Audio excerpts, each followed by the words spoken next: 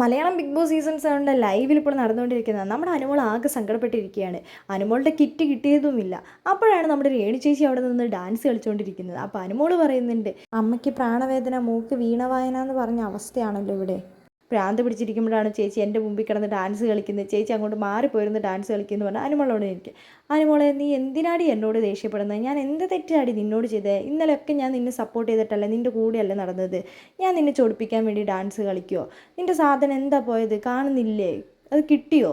ചേച്ചി ഇവിടെ ഒന്നും ഉള്ള ആളല്ലേ എന്നൊക്കെ അനുമോൾ ചോദിക്കുന്നത്. അനുമോളെ, ഇപ്പം ഞാൻ ആരോടെങ്കിലും പോയി ചോദിച്ചു കഴിഞ്ഞാൽ ആരെങ്കിലും ഇപ്പോൾ ആ കിട്ടെടുത്ത് എനിക്ക് തരുന്നത് നിനക്ക് തോന്നുന്നുണ്ടോ? ഞാൻ എവിടെയും എപ്പോഴും ഞാൻ ഡാൻസ് കളിച്ചുകൊണ്ടാണ് ബിഗ് ബോസ് വീട്ടിൽ നടക്കുന്നത്. ഞാൻ സ്റ്റോർ റൂമിൽ പോയാൽ അവിടെയും ഡാൻസ് കളിക്കും, ഞാൻ ഏത് റൂമിലാണെങ്കിലും അവിടെയും ഡാൻസ് കളിക്കും. കാരണം ഞാൻ സുധിച്ചേട്ടൻ്റെ ദുഃഖം ഇല്ല എന്നുള്ള ദുഃഖം മറക്കുന്നത് ഇങ്ങനെ ഡാൻസ് കളിച്ചിട്ടാണ്.